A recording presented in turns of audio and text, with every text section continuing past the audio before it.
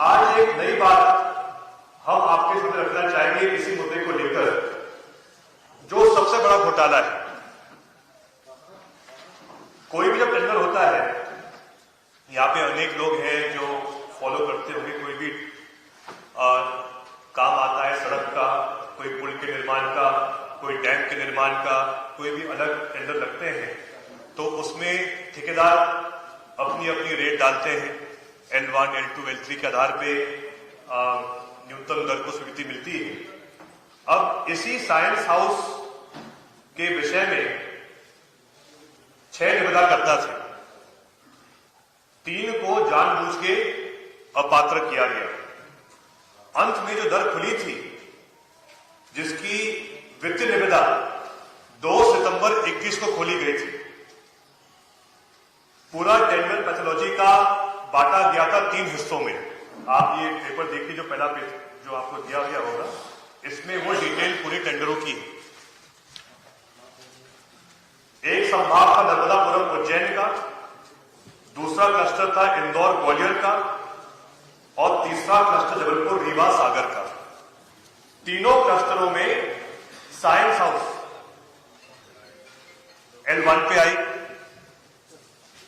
तीनों क्लस्टरों में अब आप ये देखिए, द्वितीय स्थान पे L2 के स्थान पे MS न्यूबर्ग सुप्राटेक रेफरेंस लेबोरेटरीज ये आई L2 के स्थान पे।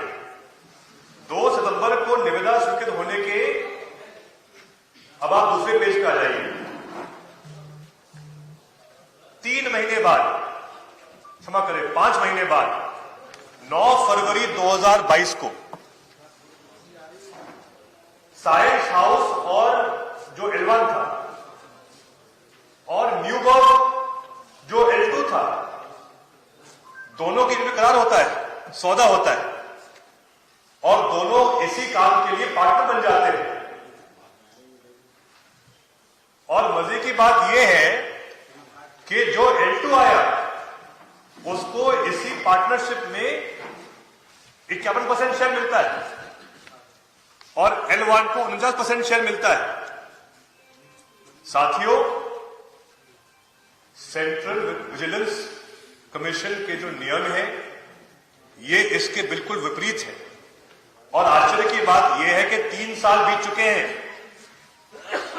ईडी के छापे के बावजूद, आईटी के छापे के बावजूद आज दिन तक ना ही टेंडर निरस्त हुआ है, ना इन पर कोई कार्रवाई हुई है। उल्टा इसी दोषी कंपनी, जिसने टेंडर के हर शर्त का उल्लंघन किया, उसको ही आप 1 साल और प्रोत्साहित कर रहे हो, फ्री में उसका कार्यकाल 1 साल बढ़ा रहे हो। और यहां तक मेरे पास जानकारी है सर, कि जो नया टेंडर आ रहा है वो भी इसके हिसाब से बनाया जा रहा है।